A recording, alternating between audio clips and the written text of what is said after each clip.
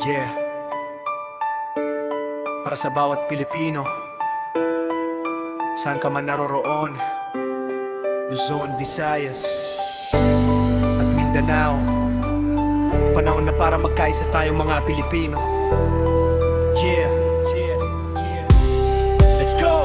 Magkaisa muna tayo ngayon sa kinakaharap ng ating bansa ngayon. Sabay-sabay nating harapin ang pagsubok na dumating sa ating pinakamamahal na bansang Pilipinas. Isang bandila, isang pangarap, Pilipinas kong mahal. Magkaisa tayong itigil na muna nating ang mag-away. Pagmamahalan muna ang ating ibigay. Kahit iba-iba ang pananaw at kulay, Pilipino pa rin tayo hanggang sa huling tagumpay. Marami ng unos